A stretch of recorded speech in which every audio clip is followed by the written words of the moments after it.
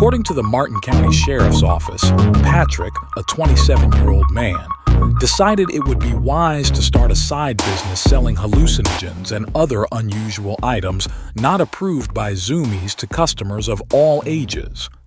Patrick had been selling mushrooms in the store for a few months when undercover detectives first spoke with Patrick at the Treasure Coast Square Mall in Jensen Beach, Florida, in early 2023.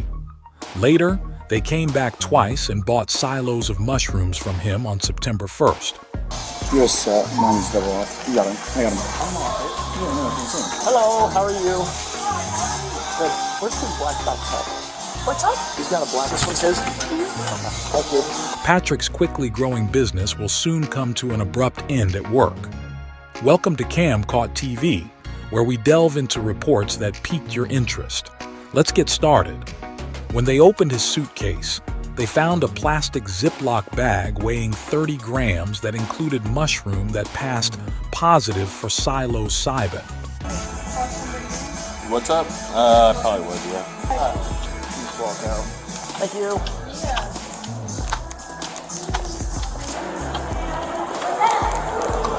Oh, that's the show. All right.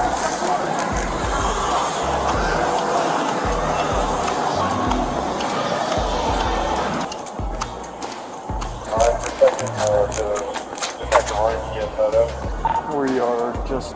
Or actually, if one of you guys want to take a photo. I'll do that. Anybody got their work phone on them?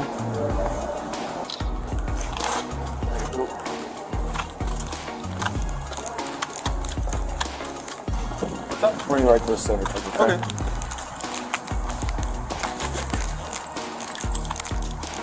Here you go. After that, he was brought to the police department to be interviewed about what had happened.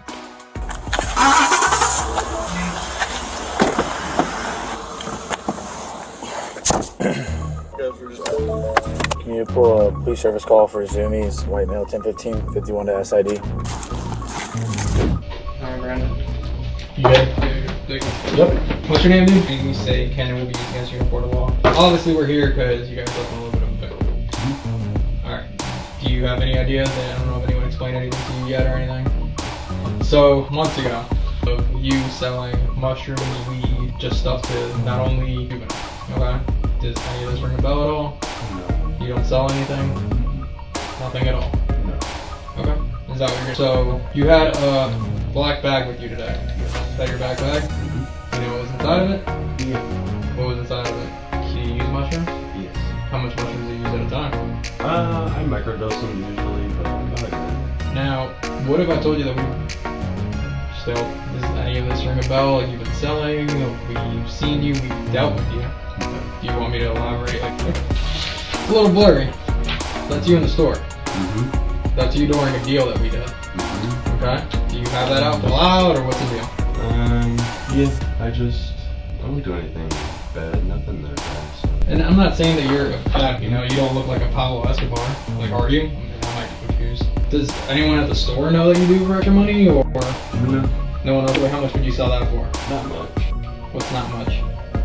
Patrick stated that he had been involved in the mushroom trade for almost a year, using it as a covert tactic to increase his clientele in the Zooey community.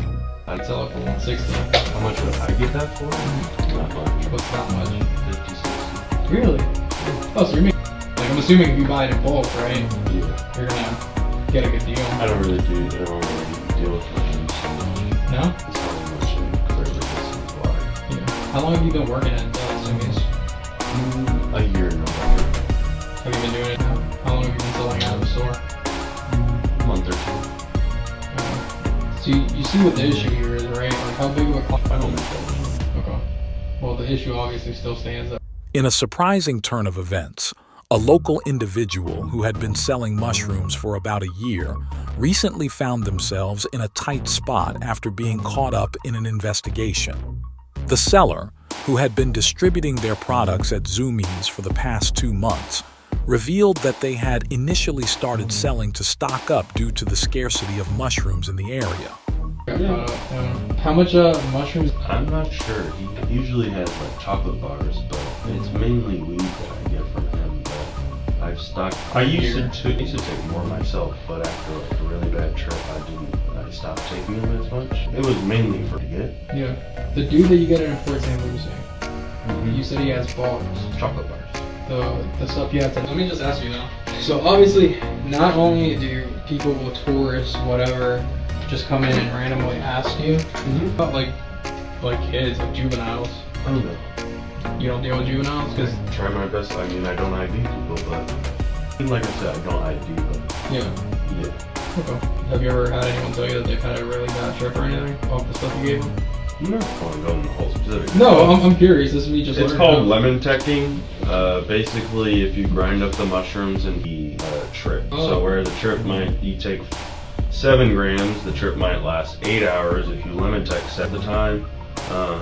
So I did that. I did it in the dark. The source of the mushrooms was traced back to an old friend, mainly dealing in weed, but occasionally offering chocolate bars infused with psilocybin. The individual admitted to having a stash for personal use, but had cut back after a particularly intense trip, consuming a whopping 14 grams through a method known as lemon teching. During the conversation, the seller disclosed that they had never sold mushrooms to juveniles, expressing concern about the potential harm to younger individuals. Despite not checking IDs, they claimed to make an effort to avoid selling to minors. The discussion also touched upon the seller's own experiences with bad trips, especially the one involving encounters with demon clowns and time travel. The individual emphasized the importance of responsible usage, urging others to be cautious about the dosage to prevent such harrowing experiences. As the investigation unfolded, questions arose about the security of the remaining stash. The seller declined to disclose its location, invoking their right to remain silent. Law enforcement sought to ensure that the illicit substances were not easily accessible to anyone, especially minors. In a twist of fate, the seller expressed regret for their involvement, attributing the unfortunate turn of events to the increasing complaints about underage individuals gaining access to the mushrooms. They clarified that their intention had never been to supply to minors and hoped to discontinue such activities after facing the legal consequences. The unfolding situation also raised questions about the future of the individual's involvement in selling illicit substances. The seller asserted that if they managed to avoid legal repercussions, they had no intentions of returning to such activities, acknowledging the potential negative impact on mental health. As the investigation continued, the community awaited further developments, highlighting the ongoing challenges surrounding the distribution and use of psychedelic substances. Patrick was placed on bond after being charged with 2 felonies for possession of a controlled substance, 2 counts of selling, manufacturing and distributing Schedule 1-3.